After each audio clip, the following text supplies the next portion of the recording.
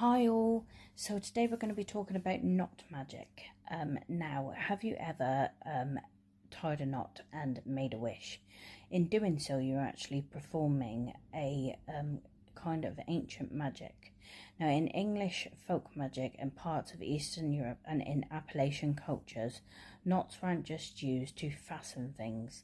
They were used to bind energy and as a form of protection. Knot magic is one of the oldest tools in witchcraft, as all you needed was a string, intention and timing. Each knot held more power than the last.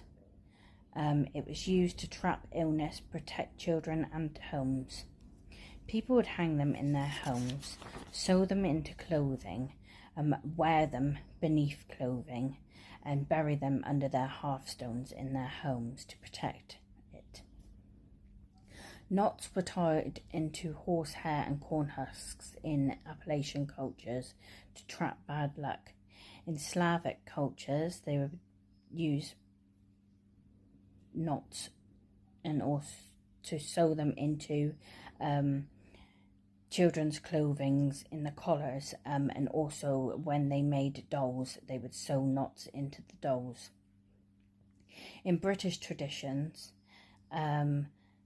it was used to bind love. Hence, when you get married, you are tying the knot. Knots were also used to silence enemies. This was considered one of the simplest forms of magic that lasted the longest, and it was tried and tested through many cultures.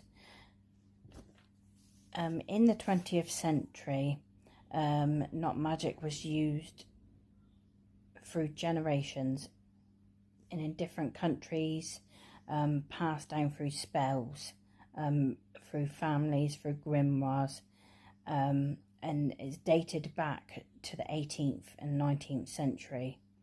There is also a rhyme that goes with the knot tying, and that is, by knot of one the spell's begun, by knot of two it cometh true, by knot of three so mote it be, by knot of four open the door, by knot of five the spell's alive, by knot of six the craft is fixed, by knot of seven it shall be given, by knot of eight the threads of fate, and by knot of nine what's done is mine.